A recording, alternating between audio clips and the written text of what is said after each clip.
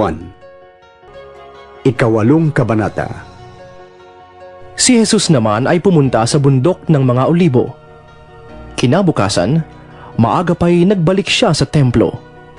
Lumapit sa kanya ang lahat, kaya't umupo siya at sila'y tinuruan.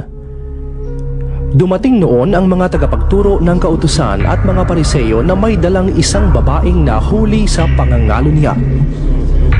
Inihirap nila ito sa karamihan at sinabi kay Jesus, Guro, ang babaeng ito'y nahuli sa aktong pangangalo niya. Ayon sa kautusan ni Moises, dapat batuhin hanggang sa mamatay ang mga katulad niya. Ano naman ang masasabi niyo? Itinanong nila ito upang subukin siya at nang may maiparatang sila laban sa kanya. Ngunit yumuko lamang si Jesus at sumulat sa lupa sa pamamagitan ng daliri.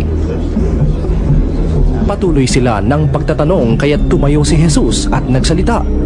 Ang sinuman sa inyo na walang kasalanan, ang siyang maunang bumato sa kanya. At muli siyang yumuko at sumulat sa lupa. Nang marinig nila iyon, sila'y isa-isang umalis, simula sa pinakamatanda. Iniwan nila ang babaeng nakatayo sa harap ni Jesus. Tumayo si Jesus at tinanong ang babae, Nasaan sila? Wala bang humatol sa'yo? Wala po, Ginoo. Sagot ng babae. Sinabi ni Jesus, Hindi rin kita hahatulan. Humayo ka at huwag nang magkasala. Muling nagsalita si Jesus sa mga Pariseo. Sinabi niya, Ako ang ilaw ng sanlibutan. Ang sumusunod sa akin ay magkakaroon ng ilaw sa kanyang buhay at di nalalakad sa kadiliman. Sinabi naman sa kanya ng mga Pariseo, Ikaw ang nagpapatotoo tungkol sa iyong sarili. Walang kabuluhan ng ganyang patotoo. Sumagot si Jesus, Kahit ako ang nagpapatotoo tungkol sa aking sarili, totoo naman ang aking sinasabi, sapagkat alam ko kung saan ako nanggaling at kung saan ako pupunta. Ngunit hindi ninyo alam ang aking pinanggalingan at ang aking pupuntahan. Humahatol kayo ayon sa mga pamantayan ng tao. Ngunit hindi ako humahatol kanino man, at humatol man ako, tama ang aking paghatol, sapagkat hindi lamang ako ang humahatol, kundi kasama ko ang amang nagsugo sa akin. Nasusulat sa inyong kautusan na dapat tanggapin ang patotoo ng dalawang saksi. Nagpatotoo ako tungkol sa aking sarili, at nagpapatotoo rin ang amang nagsugo sa akin. Siya'y tinanong nila. Nasaan ang iyong ama? Sumagot si Jesus, Hindi ninyo ako nakikilala, at hindi rin ninyo nakikilala ang aking ama. Kung nakikilala ninyo ko, makikilala rin ninyo siya. Ito'y sinabi ni Jesus nang siya'y nagtuturo sa templo sa dakong kinaroroonan ng mga lalagyan ng mga alay. Ngunit walang nangahas na humuli sa kanya sapagkat hindi pa niya oras. Muling sinabi ni Jesus sa kanila, Ako'y aalis at hahanapin ninyo ko. Ngunit mamamatay kayo nang hindi pa napapatawad sa inyong mga kasalanan. Hindi kayo makakapunta sa pupuntahan ko. Nag-usap-usap ang mga Hudyo. Magpapakamatay kaya siya?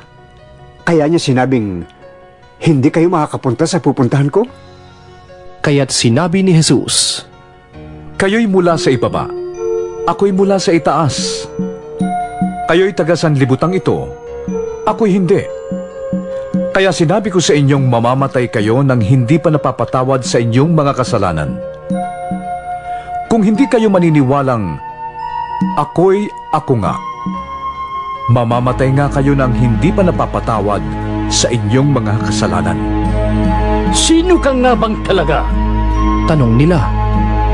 Sumagot si Jesus, Matagal ko nang sinabi sa inyo kung sino ako. Marami akong masasabi at mayahatol laban sa inyo.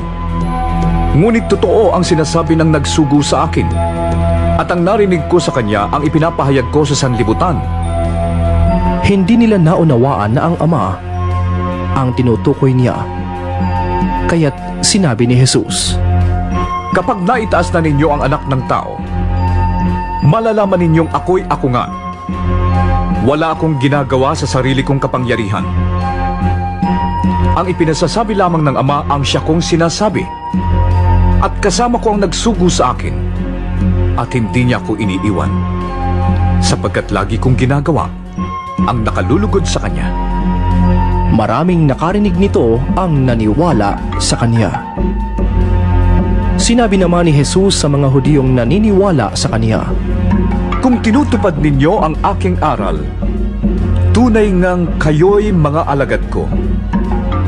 Makikilala ninyo ang katotohanan, at ang katotohanan ang magpapalaya sa inyo. Lahi kami ni Abraham, tugon nila, at kailanmay di kami naalipin ni numan. Paano mo masasabing palalayain kami? sumagot si Jesus. Tandaan ninyo, ang namumuhay sa kasalanan ay alipin ng kasalanan. Ang alipin ay hindi kabilang sa pamilya sa habang panahon. Subalit ang anak ay kabilang magpakailanman. Kayo'y tunay na lalaya kapag pinalaya kayo ng anak. Nalalaman kong lahi kayo ni Abraham, ngunit pinagsisikapan ninyo kong patayin sapagkat ayaw ninyong tanggapin ang aking aral. Ang nakita ko sa aking Ama, ang siya kong sinasabi sa inyo. At ang narinig ninyo sa inyong ama, ang siya namang ginagawa ninyo. Sumagot sila. Si Abraham ang aming ama. Sinabi sa kanila ni Jesus, Kung kayo'y tunay na mga anak ni Abraham, tutularan ninyo ang kanyang ginawa. Sinasabi ko lang ang katotohanang narinig ko sa Diyos, ngunit pinagsisikapan ninyong ako'y patayin. Hindi ganon ang ginawa ni Abraham? Ang ginagawa ninyo'y tulad ng ginagawa ng inyong ama. Hindi kami mga anak sa labas. tugon nila. Iisa ang aming Ama, ang Diyos. Sinabi ni Jesus, Kung talagang ang Diyos ang inyong ama, iibigin ninyo ko. Sapagkat sa Diyos ako nanggaling. Hindi ako naparito sa sarili kong kagustuhan, kundi sinugo niya ako. Bakit di ninyo maunawaan ang sinasabi ko? Ang dahilan ay hindi ninyo matanggap ang itinuturo ko. Ang dyablo ang inyong ama, at ang kagustuhan niya ang ibig niyong gawin. Noong pa man ay mamamatay tao na siya, hindi siya pumanig sa katotohanan kailanman. Sapagkat walang puwang sa kanyang katotohanan. Likas sa kanya ang magsinungaling, sapagkat siya'y talagang sinungaling. At siya ang ama ng kasinungalingan. Ayaw ninyong maniwala sa akin sapagkat katotohanan ang sinasabi ko sa inyo. Sino sa inyo ang maaring magpatunay na ako'y nagkasala? Kung katotohanan ang sinasabi ko, bakit ayaw ninyong maniwala sa akin? Ang mula sa Diyos ay nakikinig ng mga salita ng Diyos. Subalit ayaw ninyong makinig sa akin, sapagkat kayo hindi mula sa Diyos. sinabi ng mga Hudyo kay Jesus, Hindi ba tama ang sinabi naming ikaw ay Samaritano? At sinasaniban ng demonyo? Hindi ako sinasaniban ng demonyo. sagot ni Jesus. Pinaparangalan ko ang aking ama, ngunit ako'y nilalapastangan ninyo. Hindi ako naghahangad na ako'y parangalan. May isang nagsisikap na ako'y parangalan at siya ang magpapasya. Tandaan ninyo, ang tumutupad ng aking salita ay hindi mamamatay kailanman. Sinabi ng mga Hudyo, Kayo'y natitiyak naming sinasanibang ka nga ng demonyo. Namatay si Abraham at ang mga propeta. Ngunit sinasabi mong hindi mamamatay kailanman ang sinumang tumutupad ng iyong aral. Mas magaling ka pa ba kaysa sa aming amang si Abraham? Siya'y namatay, gayon din ang mga propeta. Ano ba ang palagay mo sa iyong sarili?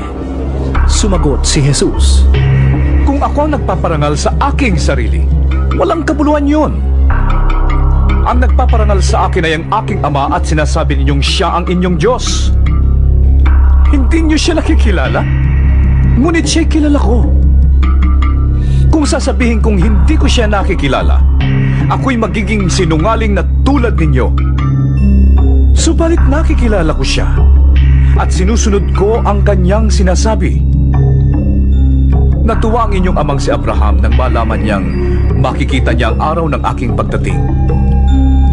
Nakita nga niya ito at siya'y nagalak. Dahil dito'y sinabi sa kaniya ng mga Hudyo, Wala ka pang 50 taong gulang. Paano mong nakita si Abraham? sumagot si Jesus. Sinasabi ko sa inyo, bago pa ipinanganak si Abraham, ako na.